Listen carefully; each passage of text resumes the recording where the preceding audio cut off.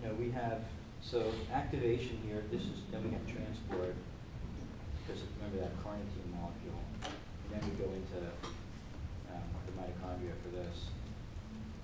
And this is where there's regulation. So this is kind of an important detail, because malonyl-CoA regulates that. And malonate is a specific fatty acid synthesis molecule. Right? So in fatty acid synthesis,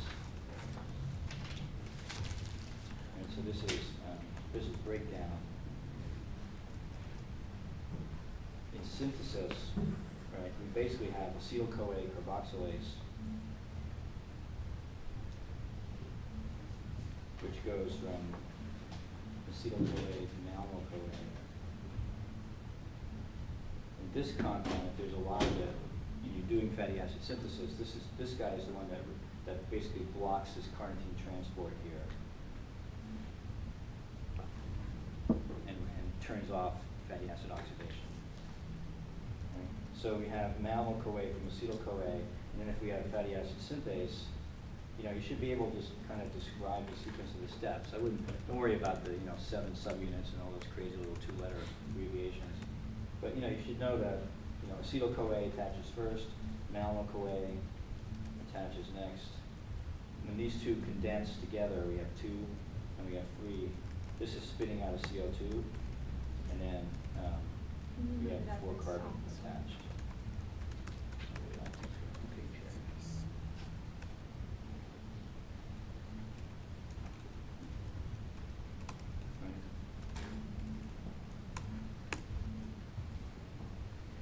And then you can do the 3-step sequence, okay, in the other direction, in which you use NADPH,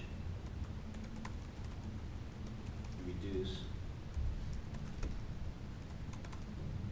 okay, and then you have to move things on the enzyme in order to accept another malonyl-CoA, so you're ready to do the next condensation reaction and split off CO2. And the same CO2 that was used to add an acetyl-CoA carboxylase is just pops right back off in fatty acid synthase. Right?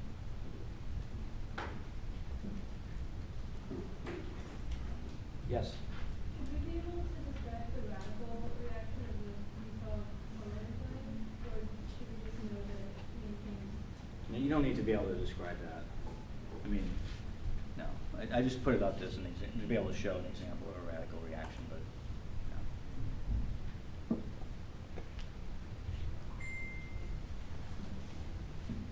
Okay,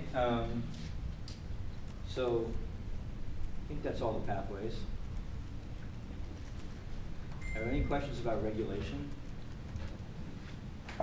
Kind of back to the question before, just you're saying we need to know that, like, what the classes of enzymes and what they do generally, but because there's a huge amount of feedback and this affecting that and that affecting this, and it does, like, even with my attempt at a map, it's just like, so it is a lot. It's a lot. And so, I guess, I mean, if you say know it all, I'll just invest the time in know it all, but like, it's, if there's any way you can like break that down into maybe like simpler ideas or even, I don't know.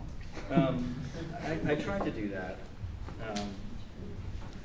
So one aspect of it is to appreciate the hormones and to know what they respond to and what that means, right? So clearly, we're just talking about a low blood sugar versus high blood sugar, and therefore we're talking about high energy state versus low energy state.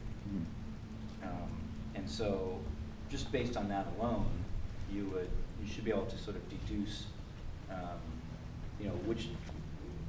whether a particular enzyme, say, is activated or not. So, on the last quiz, for example, I asked, last year's midterm, I asked, will a high energy charge in the cell activate each enzyme, inhibit it, or have no effect?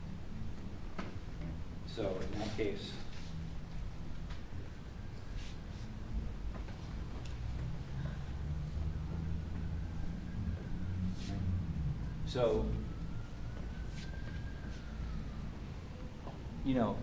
here it's basically about, the pathway, you should know the pathways well enough so that you know basically which enzymes are regulated and which ones are not. If an enzyme's not regulated, it doesn't care what energy charge there is, right? So triose phosphate isomerase and phosphoglycerate mutase. I mean, just from the names alone, they're just like, you know, you're rearranging molecules. Even if you don't remember exactly what this enzyme does, you can kind of phosphoglycerate mutase is like somewhere in the second half of glycolysis, right?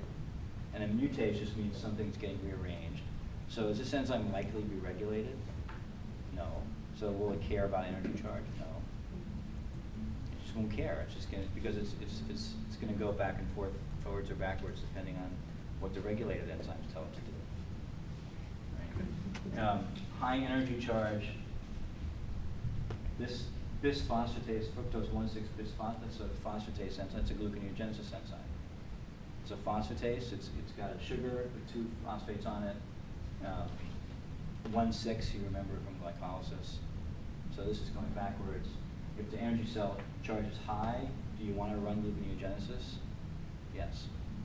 Right. So I mean, I could step back and say, rather than saying high energy charge, I could say, well, insulin is binding in response to high blood sugar, and these answers would be the same, because that would mean high energy charge. Right. So where it gets a little bit more, there's a little more detail. For example, you should know what fructose 2,6-bisphosphate does. So we spent some time going into that regulation of that, of the step 3 of glycolysis, step 8 of gluconeogenesis.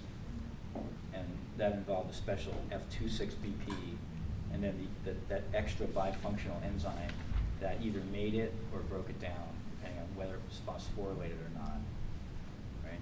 So you don't have to remember the details of exactly which state of the enzyme does what, but you might have to, you know, I might ask you to deduce it if I give you enough other information.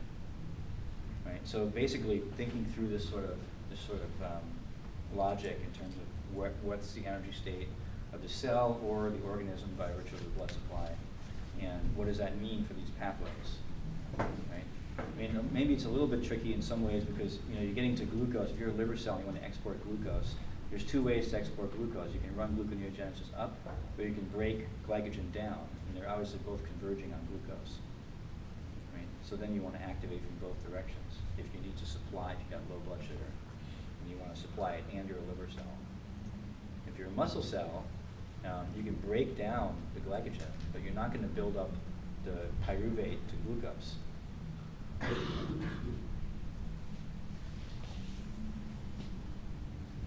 think there's something on here that I'm just not getting.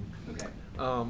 When you say a high charged cell, there's a lot of energy, so there's a lot of glucose, and fructose 1,6-bisphosphatase is forming glucose. Why are you activating gluconeogenesis when the cell is high in energy?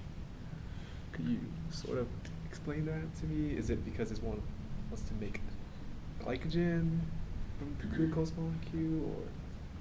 Yeah, because basically you want to make glycogen. I guess you could make an argument that the high energy charge will, you'll want to break it all down. But the idea is that if you already have a high energy charge, you don't need to break more down, right? So you're running gluconeogenesis because you want to, make a lot of glycogen. Okay. Or if you're a liver cell, you want to export it, but you don't know because you don't know what the glucose state in the bloodstream is. So in a high energy state with glucose, it's wanting to do everything. It's wanting to dump glucose, get rid of glucose by burning it, and it's going to want to get rid of glucose by storing it. If there's high glucose around in the bloodstream, kind of you're a liver cell, then you're going to either burn it or you're going to store it. And if you already burned a lot and there's also high ATP, then you're going to store it. I mean, there's not much else you could do with it. At least not that we talked about in here. So you could say you could. Is this still confusing? No, no. Who else is confused about this? A number of you guys. Okay. So you've got a high energy charge in the cell already, right? Which means that you have a lot of ATP. Okay. You have a high energy charge means a lot of ATP and not much AMP. That's what energy charge is. Okay. Does that help? Mm-hmm. Okay. Sorry. So maybe I should just not use that term, but now you guys all know it. But yeah, that's what high energy charge is. It means a lot of ATP. It means the cell is doesn't need to make any more ATP. It doesn't need to burn fuel molecules to make ATP. Yeah. You're saying we have a lot of ATPs, but we don't make pyramid to go to the TCA cycle. So we're doing gluconeogenesis to go up to go into clone. Yes.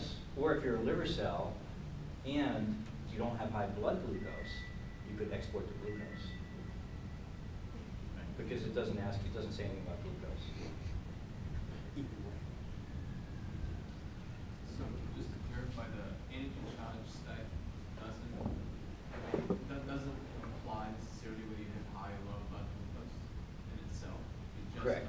Correct. Does not necessarily imply that. So if it was I insulin. mean, what if you just burned a lot of, or you had a lot of excess fats and you generated a lot of ATP from beta oxidation? So instead of high energy, and if you said insulin, would fructose 1,6-bisphosphatase 1 be inhibited? If it was insulin? Yeah. Yes, then okay. because then you have, you can't High blood sugar. afford to, Yeah. well, then you have low blood sugar if you have, sorry, if you have insulin? Yeah. If you have insulin, then, are you a muscle cell or a liver cell? Could you say both? Okay, yeah. so if you have insulin, it means you have high blood sugar, Yeah. right? So the muscle cell is happy, it's exercising. If it's not exercising, it's going to take that glucose and make glycogen out of it. The muscle cell? The muscle cell. Muscle cells can make glycogen, right? Yeah. So insulin means high blood sugar. But the muscle's not really a regulatory tissue. So if you're in a condition where there's high blood sugar, then it's going to burn it probably. But if it's not actually working, like if you eat a big meal and you go to sleep and you're not really moving your muscles around very much, and your blood glucose goes high, what is your muscle cell going to do with it? Probably going to store it. But wouldn't muscle cells won't have fructose 1,6-bisphosphatase because that's a gluconeogenic enzyme, and muscles. As a matter of Don't. fact, they do have that. Okay. And this gentleman and I have done a nice back and forth for the Okay. last few days on what enzymes the muscle cell actually has.